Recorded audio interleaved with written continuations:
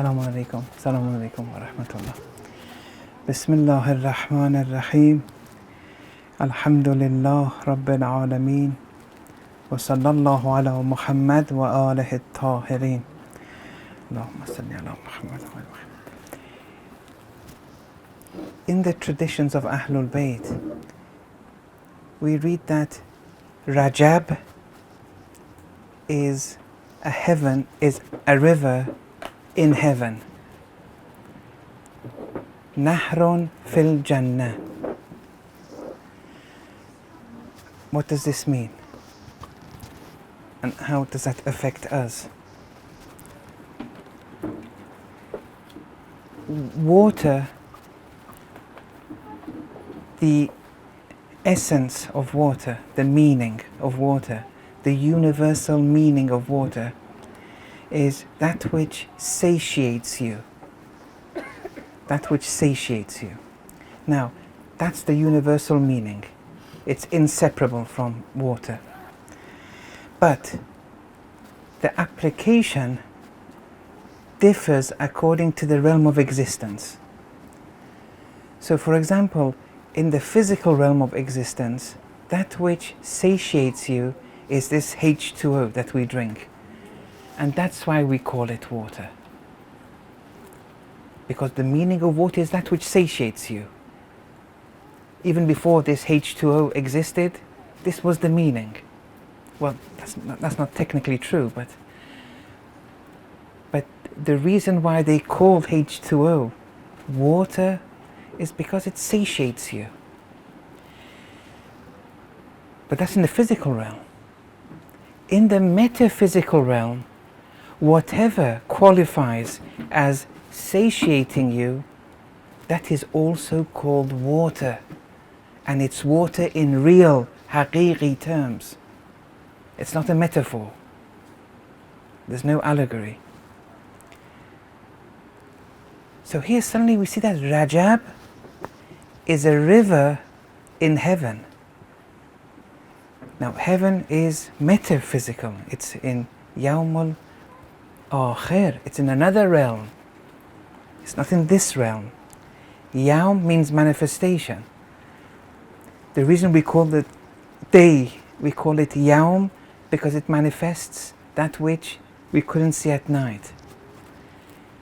But Yawmul Akhir, it means it's another manifestation, not a worldly physical manifestation. So heaven is something metaphysical.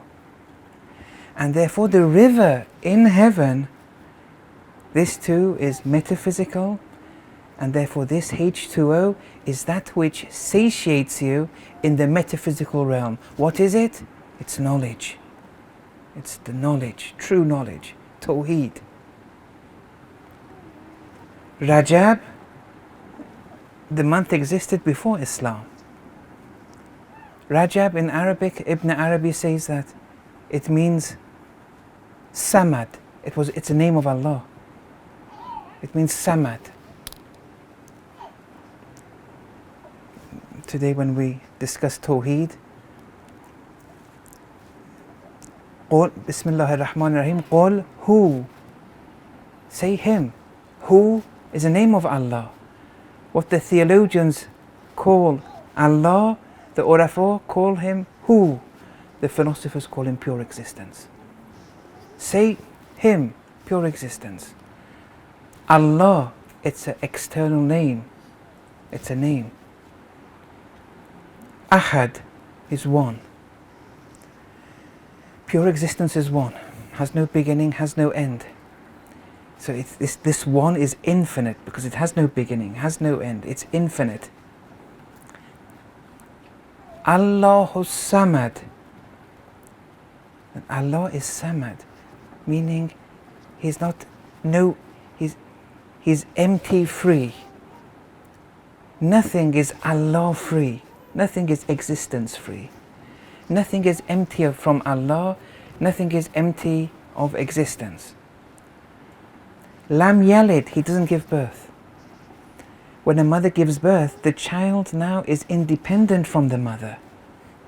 But with Allah, Lam Yalid. Whatever Allah manifests it never becomes independent from Allah. Your mental pictures, for example, never become independent from your mind. The gloves, the shirt, the trousers, they never become independent from the thread. Anyway, this Tawheed, Rajab, is knowledge in heaven, and this knowledge is pouring down in the month of Rajab.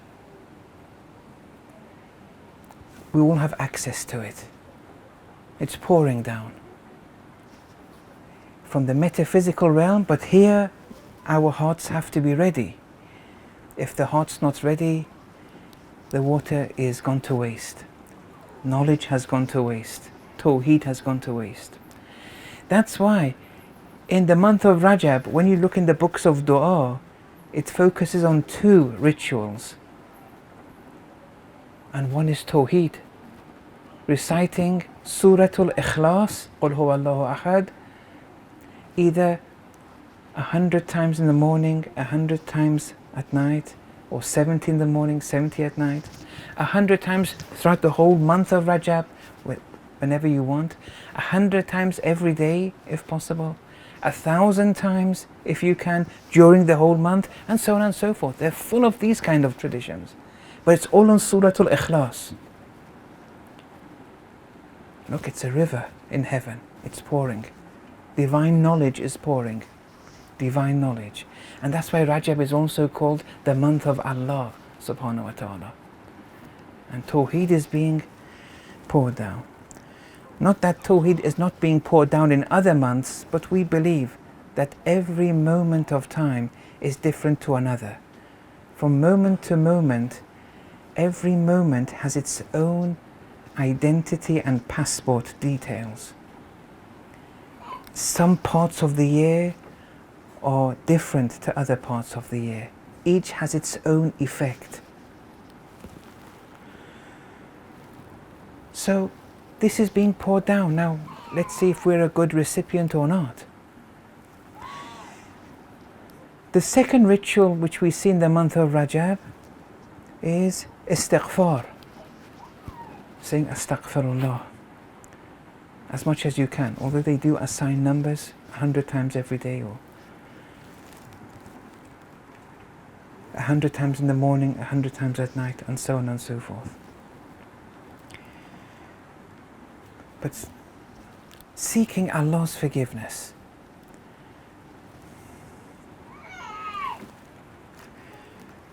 Because we want to enter the month of Ramadan with a clean slate. And repentance is very important.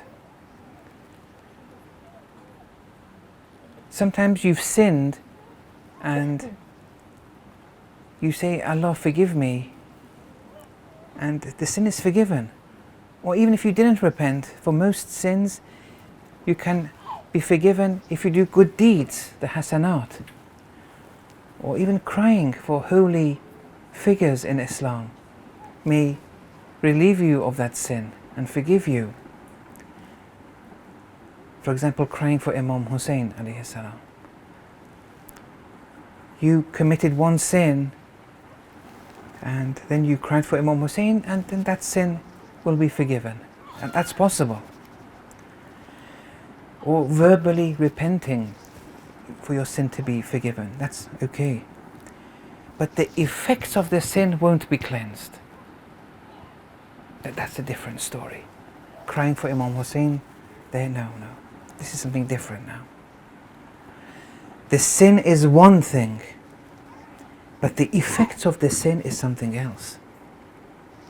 And that's very difficult to be cleansed. That's very difficult to be cleansed. Allah is Ghaffar. He quantitatively forgives your sins. Allah is Ghafoor. Even the quality of sins, Allah will forgive.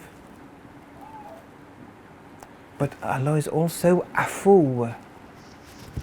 That Afu is cleansing from the effects of those sins. That requires much more. Just because your repentance is accepted, It doesn't mean you're freed from the effects of that sin. That's a different story. That's very difficult. In the month of Ramadan, we have traditions that say that Iblis and Iblisi forces in play, his hand is tied behind his back. Because Iblis, we'll speak more about this later. But Iblis, he's a manifestation of Allah's name, Al-Mudil, the misguider. Because Allah, Inna Allah yudillu man yasha. Allah misguides those who want misguidance. That's a proper translation of the verse. If you say Allah misguides those that He wants, those that He wants to misguide, that's not a very accurate translation. It can be explained or interpreted or justified, but the translation, according to Arabic, the rules of Arabic syntax, it's problematic. But I won't tire you with the reasoning.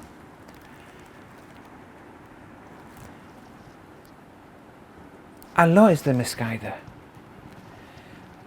Allah is the grantor of knowledge. Allah is the grantor of sustenance. Allah is the grantor of life. Allah is the grantor of death. It's only Allah. It's all Him. كُلَّ يَوْمٍ هُوَ فِي شَأْنٍ. But the thing is, when Allah gives knowledge, He does it through Jibra'il and Jibra'ili forces in play. In the nursery, when someone is learning something at primary school, secondary school, university, seminary schools, these are all Jibra'ili forces in play. But it's Allah's knowledge manifesting through Jibra'ili forces. Wherever there's life, be it in a plant, animal, the birth of a child, these are Israfili forces in play. But only Allah is the grantor of life, period. Only Allah. But He does it through these manifestations, these intermediaries. It's all pure existence, but pure existence has a hierarchy. And then, wherever you see sustenance, these are Mikaili forces in play. Wherever you see death, be it someone dying, be it the beard whitening, these are Israeli forces in play, and Israel is talking with you when your beard is whitening, for example. Wherever there's misguidance, these are Iblisi. He had a name before because he used to be in heaven. Iblis. He was jinn, but he had such a high degree that it took him to the heavens, and he had a very high station there.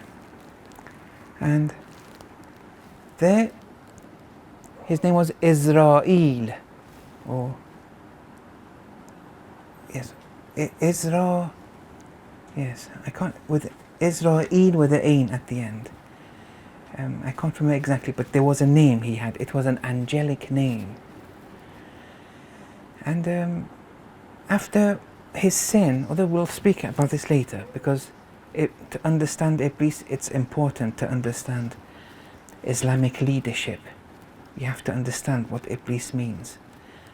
So I want to explain that another time, inshallah, maybe tomorrow or the day after. Iblis, he manifests Allah's misguidance, but Allah misguides those who want misguidance. So you did something wrong, then satanic temptation came your way, but you did something wrong. Not that you did nothing wrong and all these satanic temptations in your mind, go on, sin, these came. No. You did something wrong, then you get these satanic temptations in your mind. It's cause and effect. It's cause and effect.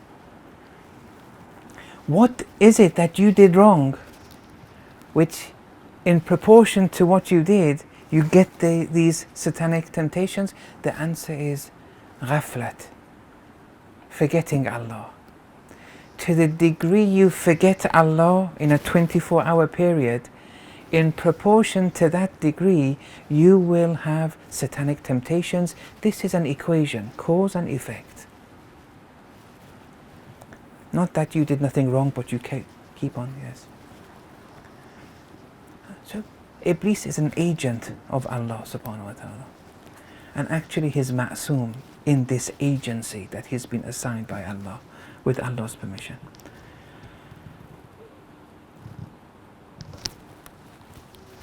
The traditions say Iblis and Iblisi forces, their hands are locked and he's incarcerated on some island and he has no access to you in the month of Ramadan.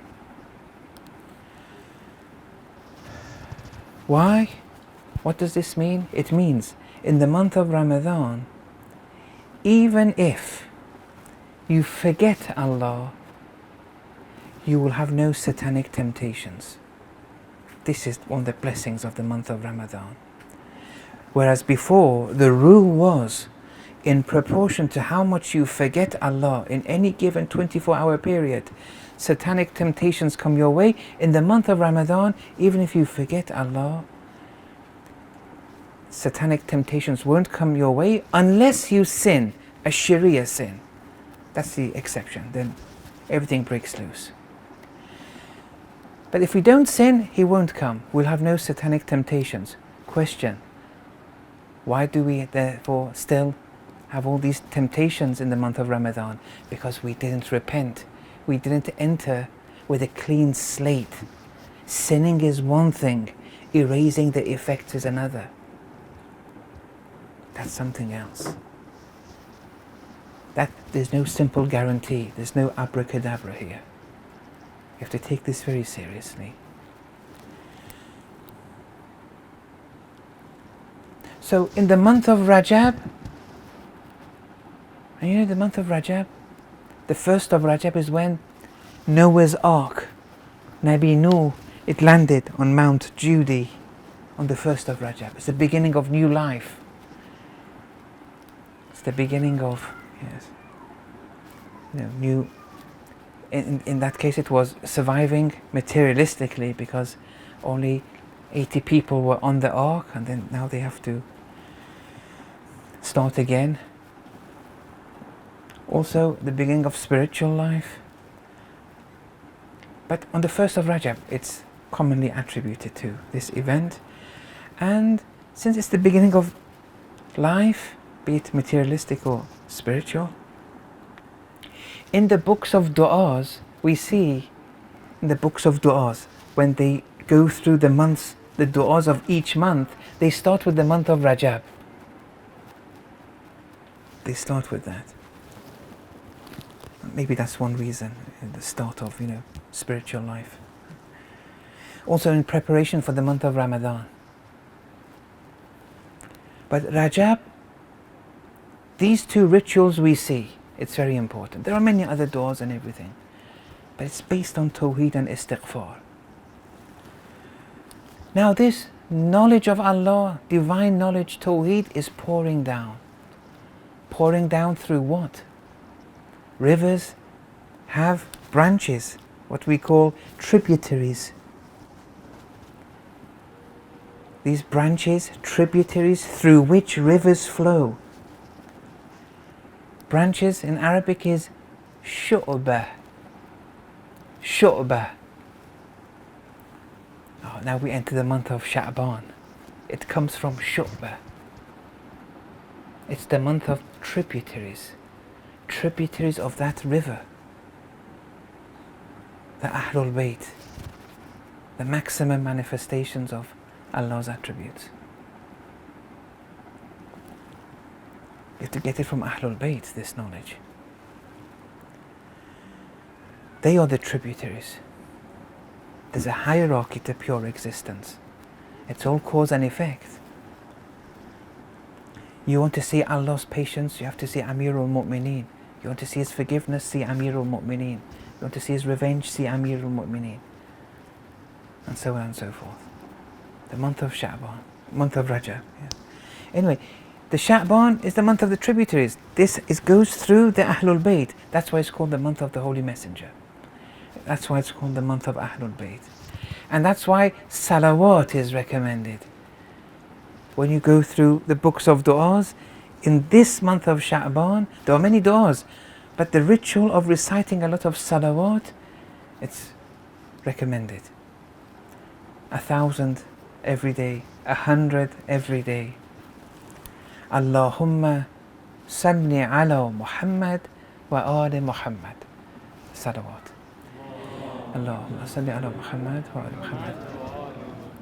And in this salawat, there's tawheed, there's nubuwwah, there's ma'ad, there's adala, and there's imama. There's tawheed because you say Allahumma, O Allah.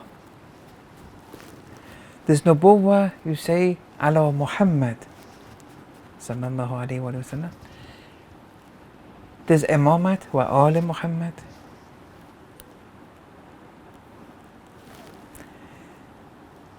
There's adala because you say salli to Allah, send blessings. You wouldn't say that, but if He wasn't a just Lord, He does it out of His justice. He sends blessings.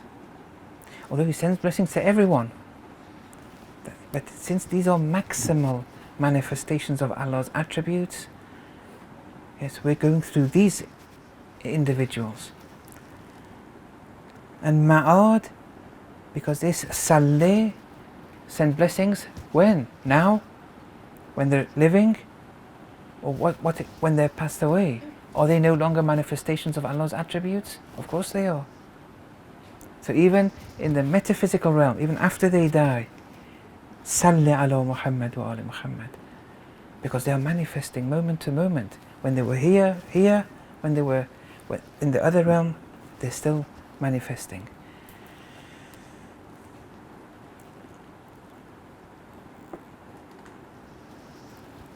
So that's the month of Sha'ban, and then it's also called the month of the Prophet. And then we come to the month of Ramadan. And in the month of Ramadan we have Laylatul Qadr. And whereas Laylatul Qadr was the Quran being revealed to the Holy Messenger, we can also receive a form of divine revelation. That Tawheed, that river in Jannah which is pouring through the tributaries, we can be a recipient of revelation, divine revelation. We all have that capacity. We can all be a recipient of angels, get a message from them, benefit from them. Everyone to their own capacity and degree. Many of you may have even seen angels, but you didn't know it was angels, for example. But that is something which is open to everyone, and everyone can benefit on a par with their own capacity. And that's why the month of Ramadan is also called the month of the Ummah, month of the people. How much everyone to their own share of that heavenly river of Rajab. When you go through the rituals of Laylatul Qadr, you see chapters 29 and 30 of the Holy Quran are very recommended. During the month of Ramadan in general, but especially in the nights of Qadr. Chapter 29 is Suratul Ankabut. Chapter 30 is Suratul Rum. The question is why? Why is it important? Which verses are emphasized here? Which are related to gaining true knowledge from the heavenly river of Rajab and benefiting and acquiring true life, spiritual life, and exiting a state of just being dead, like a corpse. Which verses are there?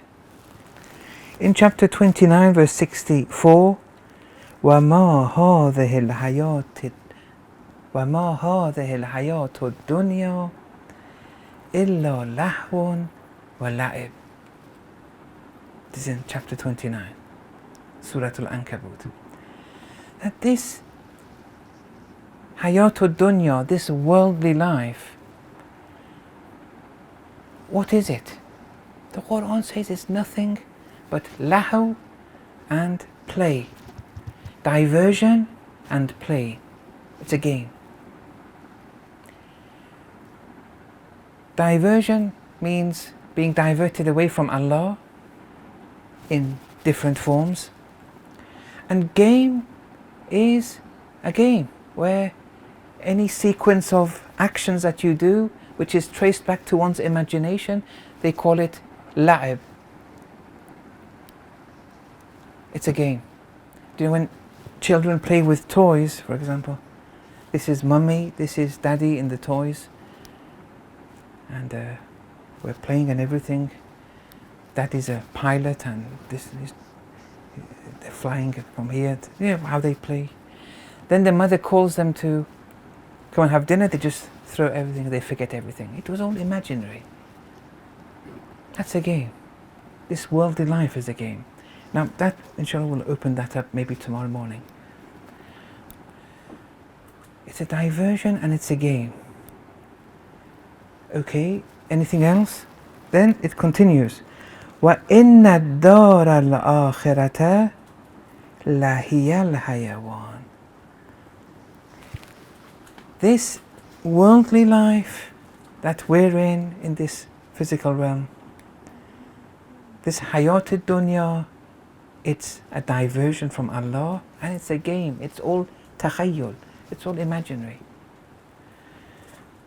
You're dreaming, it's all a dream. Many verses of the Quran say this explicitly, that in the same way you're dreaming at night when you sleep, you're dreaming in the day also. That's Hayatul Dunya.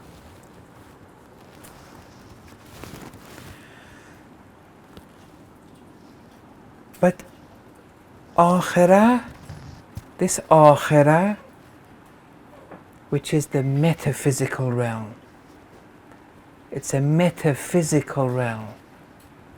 La hiyal hayawan.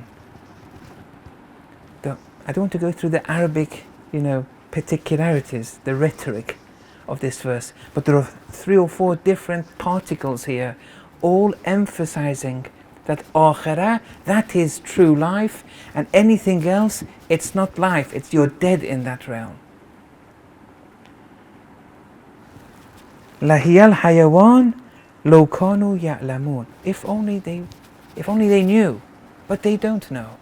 If only they knew that true life, spiritual life, true life, not physical life, it's in the metaphysical realm.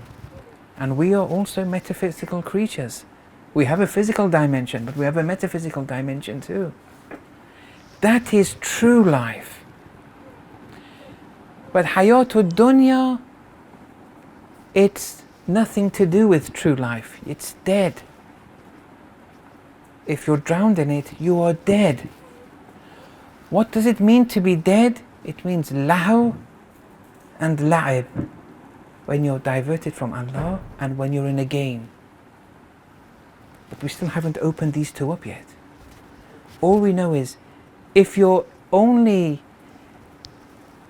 confining yourself to the worldly life, you're dead. Right now you're dead. Even though that you're physically alive, spiritually you're dead.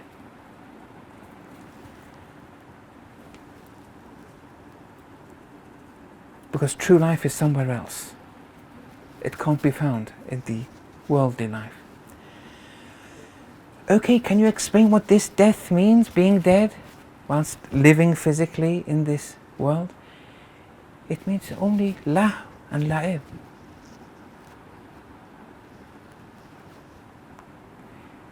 If only they knew though. The thing is they don't know. What do they know? Chapter 30, Surah Ar-Rum, verse 7. يَعْلَمُونَ ظَاهِرًا مِنَ الْحَيَاةِ الدُّنْيَا. They only know the zahir, the outer superficial dimension of the worldly life. That's all they know. وَهُمْ عَنِ الْآخِرَةِ هُمْ غَافِلُونَ. But they, in relation to Akhirah, which was true life, and only Akhirah is true life, in relation to Akhirah, they were ghafil. They were oblivious, heedless, forgetful. That's the problem. And here we see that Akhirah is a code name. It's a code for batinan min al-hayat ad-dunya. Because it's used in opposition to يَعْلَمُونَ ظَاهِرًا مِنَ الْحَيَاةِ الدُّنْيَا. But in relation to the Akhirah, they don't know. They're oblivious to it. It means wherever you see Akhirah, which is 1/3 of the Quran, it's to do with the batin of the worldly life. Yes, the batin's important here. If you suffice with the zahir, it's nothing but lahu, diversion from Allah, and la'ib, a game. We still haven't opened what these two mean though. We have to go step by step here. Yes.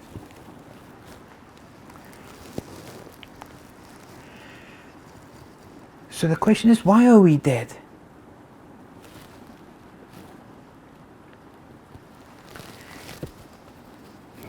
You may be a Muslim, but you're still dead. Because Islam is very easy to say, La ilaha illallah Muhammadun Rasulullah. Even if you say it verbally, with belief, but if someone else says it verbally, you have to assume they're a Muslim. When you want to say it personally to yourself, before becoming a Muslim, you have to believe in La ilaha illallah, that idea of pure existence. Muhammadun Rasulullah, he is a maximum manifestation. Like with other prophets, he is a maximum manifestation of Allah's attributes. But you may be a Muslim and not pray. You may be a Muslim and do many sins. And therefore being a Muslim is step one. But most Muslims, if not all, they're still dead. You need more. You need more than Islam. What's after step one of Islam? What do we have? Answer is step one of Iman, faith, where the articles of faith, they enter your heart. Yeah, if it enters your heart, you're more than a Muslim now, because belief, conviction has been acquired. قالت الأعراب آمنا. The Arabs, the Bedouins said, we have Iman, آمنا. قل, O Prophet, tell them, لم تؤمنوا. No, you don't have Iman. No, rather, you don't have Iman. I don't know the verse off by heart, but you may know. ولكن قولوا, rather tell them to say, you, O Prophet, tell them to say, أسلمنا, that we have Islam. And that's easy. But don't say we have Iman, because for that, not even step one of Iman, because for that, وَلَمَّا يَدْخُلِ الْإِيمَانِ فِي قُلُوبِكُمْ. Iman hasn't entered your hearts yet. So you say Aslamna, we have Islam, we're Muslim. But don't say Amanna. When the Bedouins said Amanna, if Allah was quiet and didn't say anything, what should we assume? Because Allah is the narrator here. We assume that Allah's given the green light. Look, it's in the Quran. If someone says, I have Iman, and they're not lying, and Allah doesn't reject their Iman, we have to accept it. Because that would be unwise of Allah, na'udhu billah, to narrate someone saying, I have Iman, and Allah not correcting it for us, and now we have the book. So how are we going to know they were lying? You see? They didn't have Iman because the Tawheed didn't enter their hearts yet.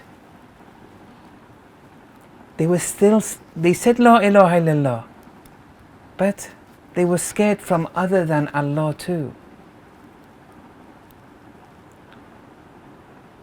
You may be a very high scholar, a very high scholar. You may be a religious authority. You may even be a manager. It's possible. But you may be scared of other than Allah. Is it possible or not? It's possible. Imam Khomeini rahmatullah alayh, when he was exiled to Najaf, there was a majlis. The Ba'athis, the Iraqi Ba'athis, who everyone was scared of, entered the majlis. Many of the scholars who became marjas later there, they all stood up for the Ba'athi soldiers. Imam Khomeini remains sitting down. Who are they? I'm not scared of anyone but Allah. What does it mean?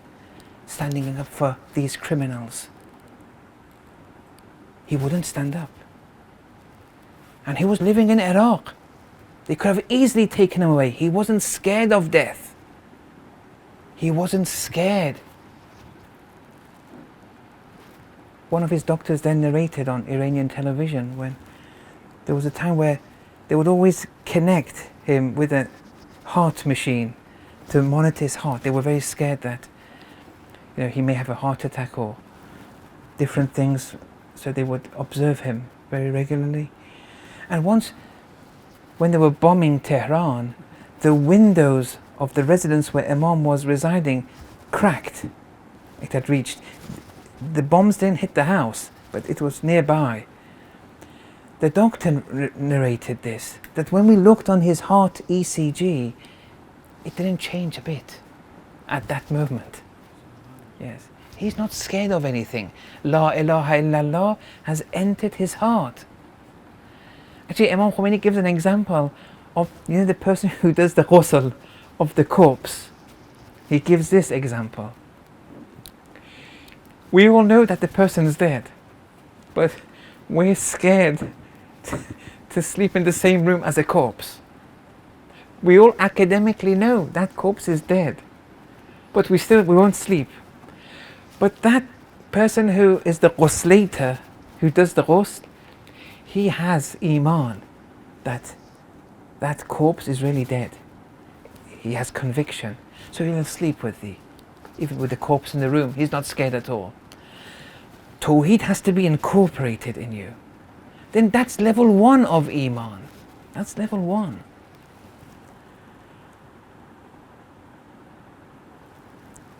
But that's not enough, because the Quran says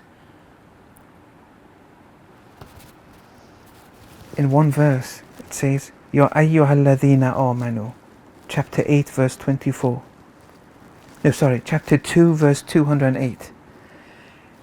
Ya ayyuhal ladhina amanu, those who have faith, iman, level 1 of iman. You see, when you see iman in the Quran, Allama Tabatabai has categorized 4 classes of iman. He's extrapolated them from the Quran, and 4 levels of Islam. Level 2 of Islam is higher than level 1 of iman. Level 2 of iman is higher than level 2 of Islam. Level 3 of Islam is higher than level 2 of iman, and so on and so forth. But look at this verse. It says in chapter 2 verse 208, Ya ayyuhal ladhina amanu udkhulu fis silmi kaffatan. O you who have iman, enter into Islam altogether. What kind of Islam is this? It means that iman's not enough. You have to still continue. It's not enough yet. Even when you acquire level 2 of Islam, it doesn't say, oh you who have iman of level 1, get Islam level 1. That doesn't make sense. That's going backwards. This is a high level of Islam. It's level 2 of Islam. But that's not enough either. In other verse of the Quran, Ya ayyuhal ladhina amanu, Oh, you have level 1 of Iman? Aminu, get Iman. Oh, you who have Iman, get Iman. It means this is another Iman. This is another Iman. This is level 2 of Iman. And then, that's not enough. You have to keep on going, higher and higher. Then the Quran says most believers, most people who have Iman, they are mushrik.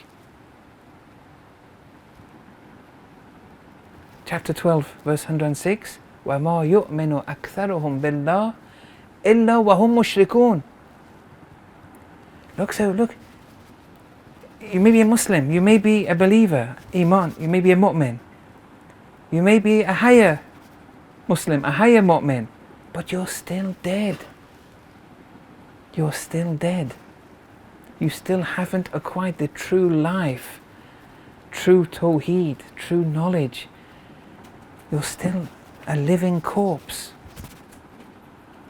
Why? We said to be living truly, that's inna dar al-akhirah. It's a metaphysical reality which has to be ingrained within you. Right now, you have to be seeing, tasting the metaphysical realities. If you're not, you're dead. Why are you dead? Because you're drowned in lahu and la'ib.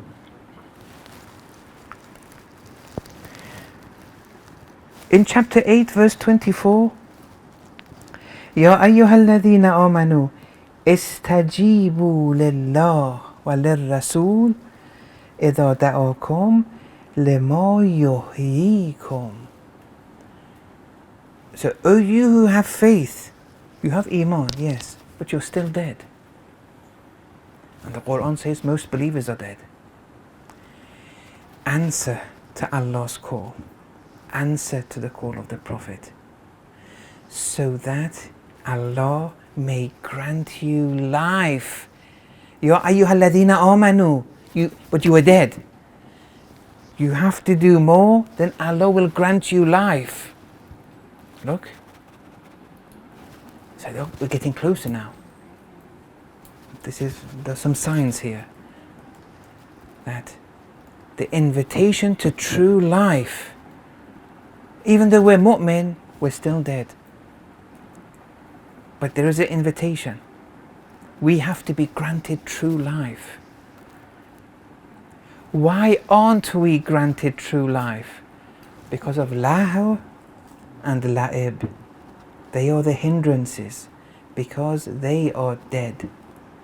It's only akhirah which is true life. Allah can grant you, O mu'min living in this world, who are dead, Allah can grant you this akhirah right now. The akhirah being the batin of the world and life.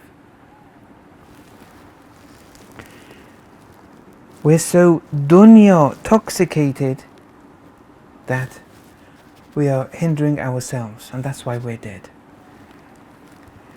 And then one verse in chapter 16, I haven't written the number, but maybe it's 97. Man amila saliha, one who does righteous actions. Min dhakarin o untha, be they male or female. This means whether you're male or female, the route to spiritual perfection is equally accessible.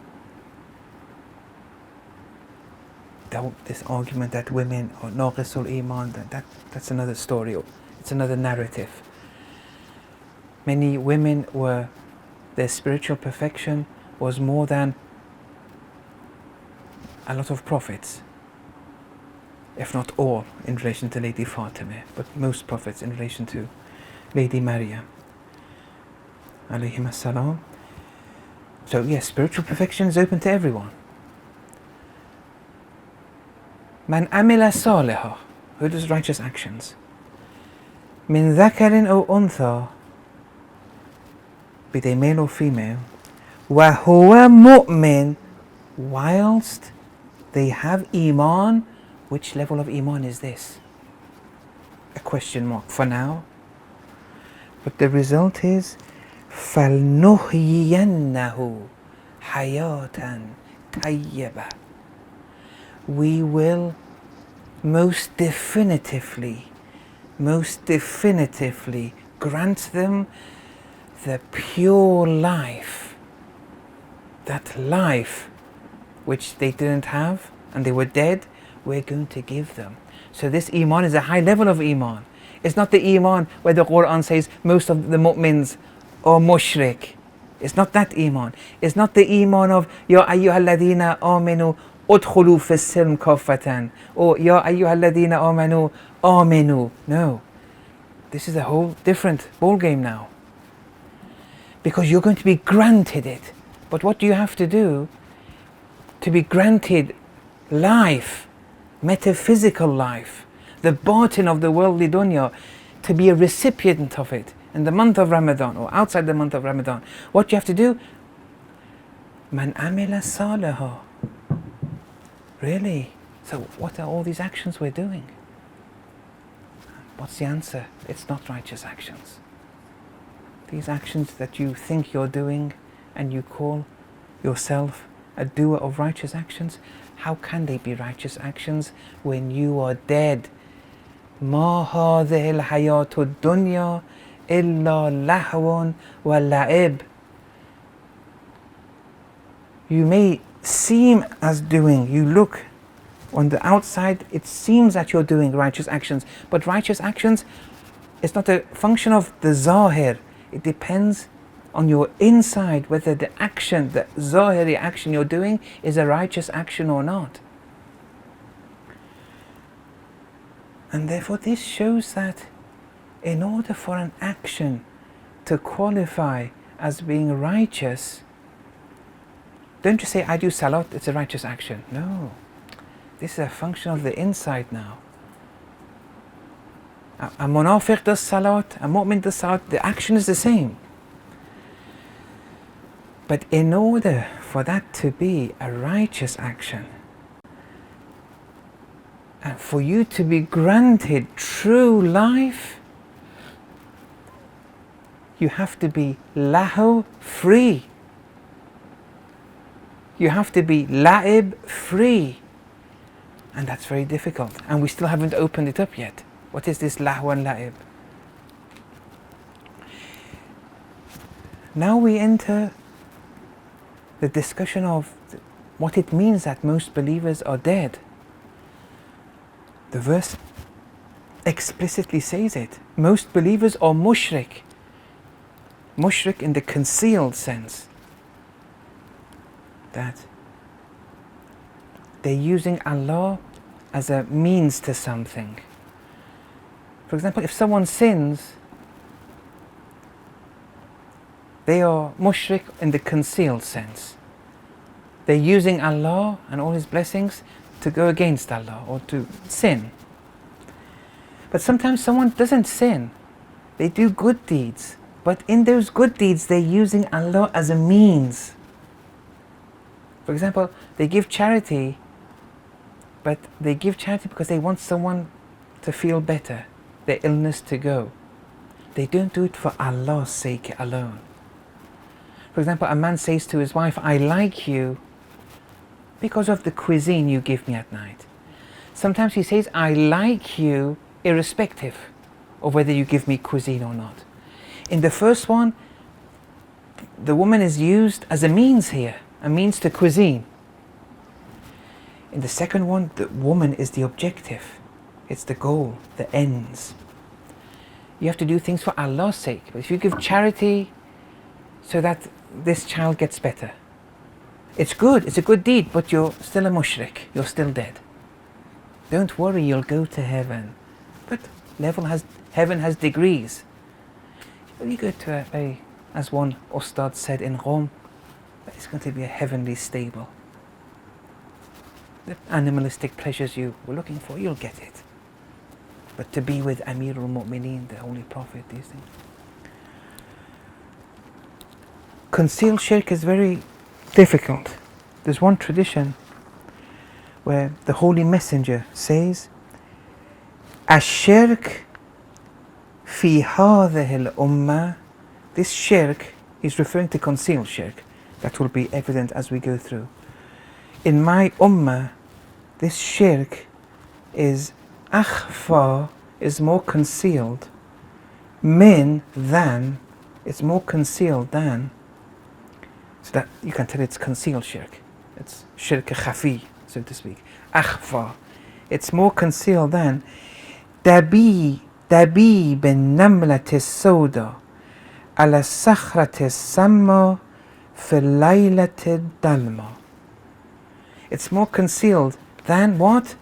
Than the movement of a black ant on a rigid rock, where it's not plain, it's rigid. It has, it's more difficult to see someone moving when it's rigid. Not rigid, ridged, so to speak. On a dark night, a black ant on a dark night you can't see anyway, let alone its movement, let alone on such a rock, on such a stone. So this means we are drowned in concealed shirk. What do we have to do? What do we have to do to cleanse ourselves from the tons and tons of bags of pollution and contamination of concealed shirk that has permeated and infiltrated our very existence? What do we have to do? Give us a protocol. This protocol is very important. The Quran says, إِنَّمَا الْمُشْرِكُونَ najas. The mushrik is najis.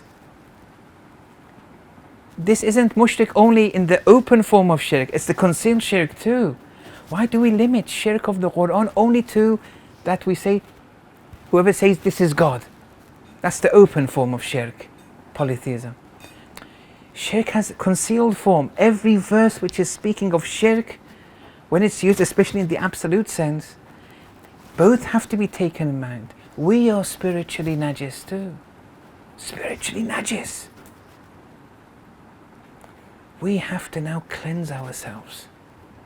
This cleansing requires a process. And we still haven't opened up what does lahu mean? What does la'ib mean? And what is the relationship? And how they must go for the concealed shirk to go.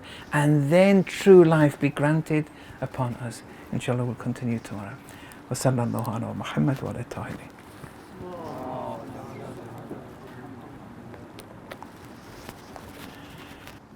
I assume from what you said that we will open up this concept a little bit more about lahu wal lahab. Yes. Lahab wal lahu, is it? La'ib. La'ib. Wal la'ib. But the question came to my mind then, why put us through this? Why would Allah put us through this process? Yes, don't get me wrong. Even if you're dead, you'll be given your heaven. Don't worry about level 1 of heaven. But if you want higher degrees of heaven, yes, that's difficult. Otherwise, Imam Sajjad alayhi salam says, I'm surprised how anyone cannot go to heaven. I'm surprised. Yes. I'm not saying everyone will go to heaven. Yeah, some people will go to hell and stay there. And they're more comfortable there. Yeah. And but for the higher levels, we're talking about the higher. Even the Quran is saying that most believers are mushrik. That doesn't mean most believers will go to hell. They're all going to heaven. Yes. But in every month, 2 or 3 days, going in total isolation. Or once a year, coming to a place like this, but alone with the family or whatever. Away from everyone. For 30, 40 days, something like that, is very beneficial. But you can't do that in a group. Because when it's a group, you're going to socialize. You're going to have, these tourist attractions, and people are diverted to other things as well, and they'll divert you. It's something that you have to do alone. If you're single, it's better. If you're married, and you can do it with a husband, it's of benefits. If not, anyway, even if you can do it alone, it has benefits. This is definite. But as a way of life, as a constant, always being in isolation, leading a monastic life. In the Quran, it refers to some Christians who did that. And Allah had given the green light, but they still transgressed the limits. So if we see it in certain civilizations where they live a monastic life, there is a degree of perfection in that. But Islam says, I want to offer you something which is more perfect. And that is not to choose this as a lifestyle, but 2 or 3 days every month is very good. And the Prophet used to do that. Once a year for a 30-40 day period, it's very good. But on a day-to-day level, you have to be with the people. And whilst with the people, you have to try and preserve yourself. But being with the people doesn't mean laughing and socializing and playing around with them. Occupying yourself with futile, void, dunya talk. This is poison. I'm not saying do that. But you have a job. When I say live with the people, you have a job. You get married. These certain responsibilities, you don't escape from them. Why? Because if you live a monastic life, we said this before, that our aim is to be Khalifatullah. That means we want to succeed Allah. Allah created us in His image, meaning that we manifest and have the potential to manifest Allah's attributes. If you lead a monastic life, how are you going to manifest Allah's patience, Allah's forgiveness? You have to be with people to manifest patience. So Islam says monasticism partially can be framed in a particular manner, 2 or 3 days a month. But as a lifestyle, no, you have to get a job, you have to marry, you have to have children. All these things are, we'll speak more about this later, but even having children, marrying, it's not the child, it's not the spouse which is important here. It's getting closer to Allah. These are just means.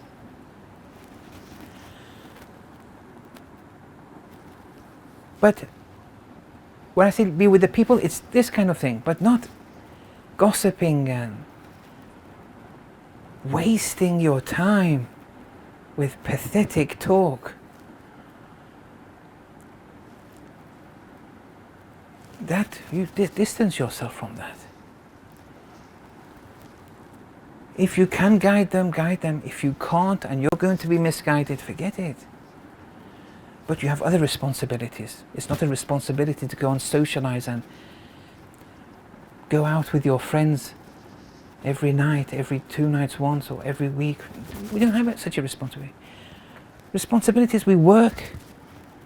And if we marry, we have children. If you're male, you have to work.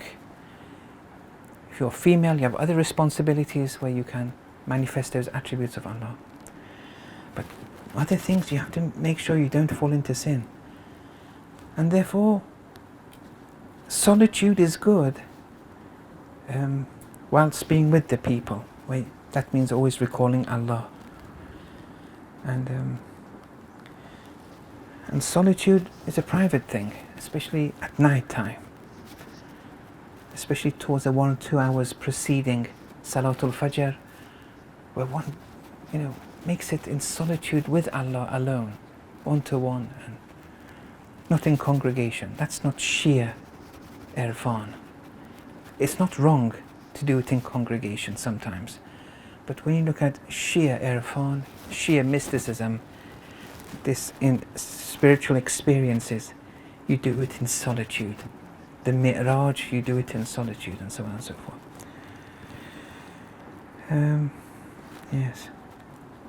So, I think. I have a question. Yes. Yes, so you mentioned earlier that Allah misguides those who want to be misguided. Yes. And you say, you did something, like let's say you did something wrong and then satanic forces come your way. But then, like, if I'm not mistaken, Surah Fatir says that Allah misguides those He wishes to misguide. So doesn't this contradict? Why doesn't He just say He Yes, misguides those? you've asked a question and then you used the other translation. See what the problem was there? I'm saying the verse says, Allah misguides those who want it. That's the translation. And in Surah Fatir it's this. Your question is saying, why, you're telling me, why are you saying Allah misguides those who want it when Allah is saying Allah misguides those that He want to? You see what the problem is there? Do you understand? What? No. I'm saying that translation is wrong. Allah misguides those who want misguidance. Inna Allaha yudhillu man yasha. This yasha has a pronoun in it. In Arabic syntax, the pronoun is reverted to the nearest entity, which is man, which is a relative noun, not to Allah. Allah misguides those who want, but the want goes back to those who want it, not to Allah. So that's the answer, that's the translation. But even if you wanted to translate it like that, which many translators of the Quran translate it, we can justify it in another way. But I'm not sure if you're interested to know that other way. But it can be justified or interpreted, yes.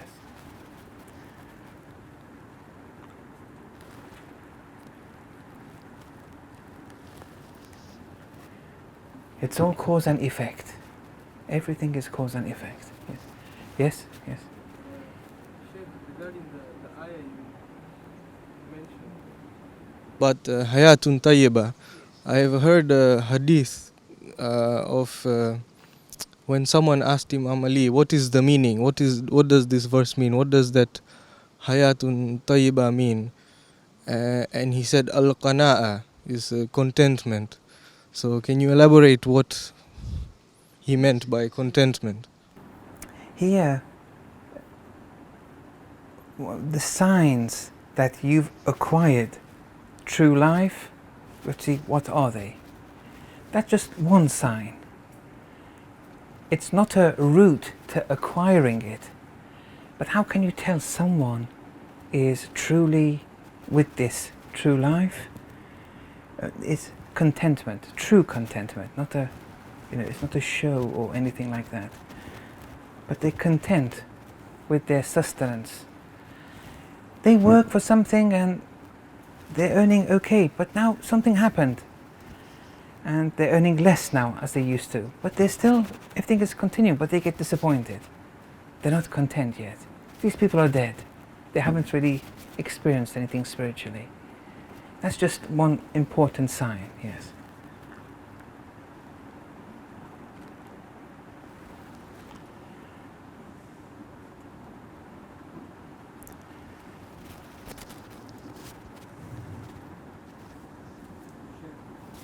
Yes?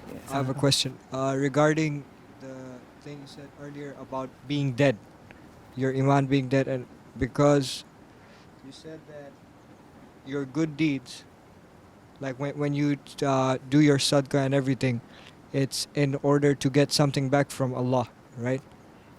It's in order to get something in return from Allah. I didn't say. I didn't use that term.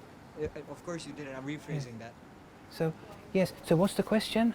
Yeah, I'm getting to it. So what you said was that do not use God as a means to get as a things. means. Yes. Just something else. Yes. Yes. As a means yes, to get yes, things. Yes. And instead just give sadaqah in the name of Allah at times. Do it for Allah's sake. Yes, yes, for Allah's yes. sake. In order to get to a higher level in Jannah. No, Jannah doesn't matter anymore. Okay. You're doing it for Allah's But sake. like in terms of prayers, like namaz, Yeah. we do it because it's wajib. Yes. So like most of the times it's not like in our heart we have the intention that we're doing it because we love Allah. Most of the times we just end up doing because it's wajib, right? Right. So That's okay. how do we like? That's okay. We're still in the dead phase yet. That's Right. okay though. It's How do when- we get to the later? Yeah, that's the whole phase? discussion. We're going through Right. today, tomorrow, inshallah. Okay. I'm going step by step. Right. So inshallah, yes. So far, we know that we have to get rid of concealed shirk. That's so far. But how? So far we know that lahu and la'ib is a hindrance. Now what do we have to do? What's the protocol? Tomorrow morning we'll start with this, inshallah. Yes? No one can say for himself that he doesn't have any kind of shirk. Even no one can say for himself. What do you mean? Like Yes. no one, as a person, no one can say for himself Right? that he doesn't have concealed shirk. Oh, so everyone has shirk. Yeah. Everyone, most people have it. The Quran says, yes. What about the Ahlul Bayt then? You know, the Quran says most believers, so those who have Iman level 1, yes, most of them are still mushrik. No, the Ahlul Bayt, they were Iman level 4. They were maximum. But can they say for themselves? That we have no concealed shirk, Yeah. they don't say it, but they can, because they have no ego. Their words are Allah's words, their actions are Allah's actions, their self-will is annihilated in Allah's self-will. When they say, I am the qalam, I am the kursi, I am the pen, I am the chair, they're manifesting Allah's grandeur here. I think, Sheikh, about this means doing for Allah's sake, not to use Allah as a means. As a means, yes. You'll have to open up a bit. No, I don't have Because- anything extra to say. So Oh, for with example- examples, you mean? Yeah, for example. Right. Yeah, examples. All right. If you can give. Yes. So, for example, let's say if I come to give a speech to you. I'm giving a speech. Did I do it for Allah's sake or not? Let's say you gave me no hidiyah after the speech, and you didn't even say thank you, and I went away. If I get disappointed that you gave me nothing, it means I didn't do it for Allah's sake.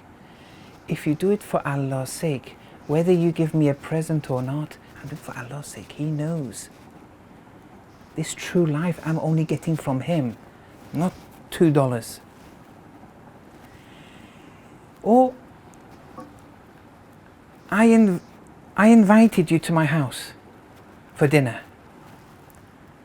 And then the next week you had an invitation, you invited friends, but you didn't invite me. And I got disappointed. Look. Why did I get disappointed? Because when I invited you to my house, I didn't do it for Allah's sake. Pardon?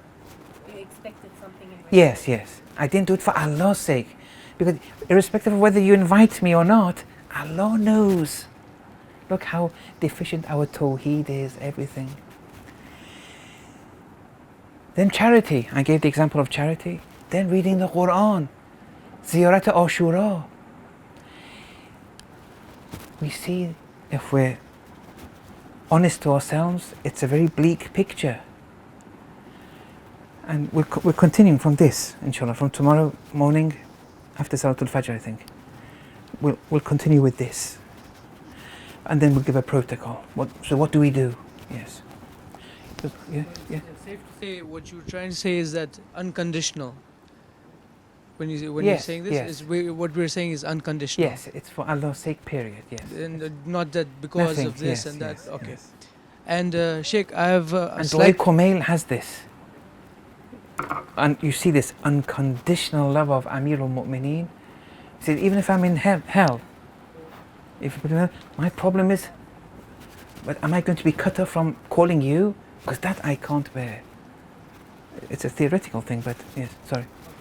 My question actually is, I'm a little confused about a comment that came from a brother saying that there's a difference between being dead in the Akhirah and Jannat. You said there's two different. You're talking about them being two dead different in things. Akhirah and in Jannah. You said now we're not talking about Jannah anymore. We're talking about. No, the brother said that we're doing salat to get Jannah. I'm saying on a high level, someone who does things for Allah's sake, when they do salat, they're not looking for the Jannah. Okay? Whether you give them Jannah or not, that's not the issue, that's not their objective. It was for Allah's sake. Even if you don't give them Jannah, they won't be disappointed. The fact that we do it for Jannah and we will get disappointed, as Imam Khomeini said, let's say if you were guaranteed, he said this in a speech, that if you were guaranteed that you're going to heaven, let's say you were given that guarantee from Allah, you would go to heaven. Hardly anyone would do salat anymore. Why? Because when they do salat, they're not doing it for Allah's sake. They're doing it for something, heaven, which is okay. And we'll continue from this. Yes, yes. So like level one iman, you would say, for example, you'd be at the stage of like a stable in Jannah or something. But level one iman also says that What you're do you still mean by dead. stable? Like you said levels in Jannah. Yes. For No, example. but stable, which you meant stability? You mean? No, like the he- horse yes, stable. well like done, yes. The horse stable Yes, kind of yes, thing. yes. So, but it also says level one iman is still not enough to be alive. It's enough for heaven. It's enough for heaven, but yes. not enough to be alive. Yeah, true life. Okay. No. So that's what my confusion Yes, was. yes. Yes, yes. Go through a series of developing Tawheed, but what are some of the books that you can recommend for us to improve or strengthen one's Tawheed? For Tawheed, you have to have a book list, and you start off with just reading academically Tawheed. So for example, Sayyid Mujtaba Musavi Lari, pardon? Yes, it's called Islamic Lesson. No, that's volumes. The first volume is God and His attributes. It's on Tawheed. That's a good place to start. Then Allama Tabatabai, in his Shia in Islam, you read the Tawheed of that.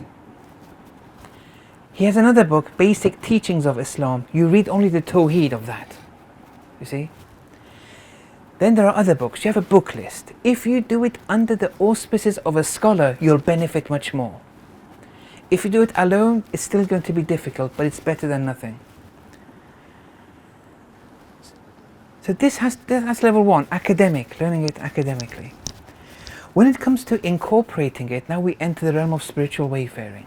We have good books. The thing is, without a mentor, it's going to be deficient. For example, Sayyid Mahdi Bahrul Ulum has a treatise in spiritual wayfaring, a very good book. And it's translated into English. And the English isn't bad. It's in alislam.org or com. Org, yes. But if you read it, it's very difficult. Without a mentor. But there are simpler books like Ibrahim Amini's Self-Building, which I think it's translated into Swahili too. I think so, yes. The same one who wrote the book on marriage. Yes. It's called Self-Building. You can find it on. So you need a kind of a program. Spirituality, it's a process.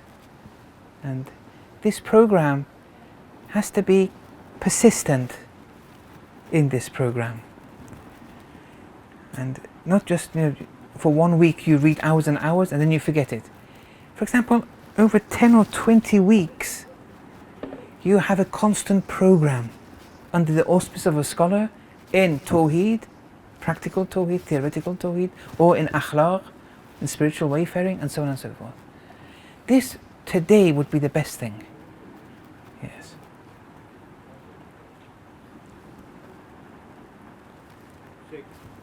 Yes, Assalamu alaikum.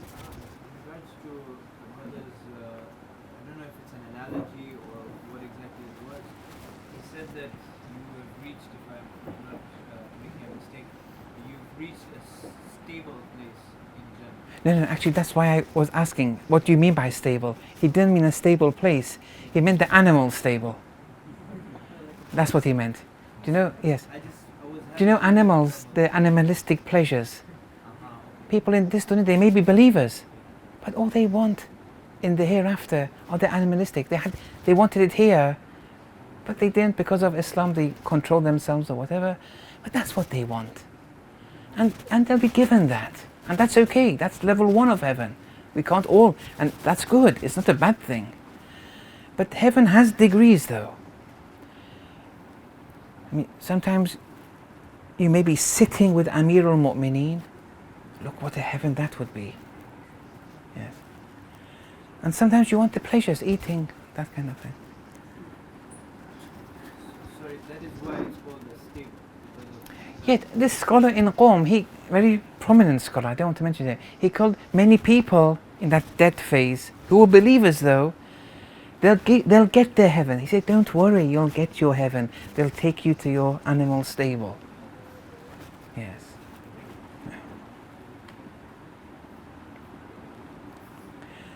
So we have to do a bit more, you know, to make an effort. That's the issue. Okay. وصلى الله على محمد وآله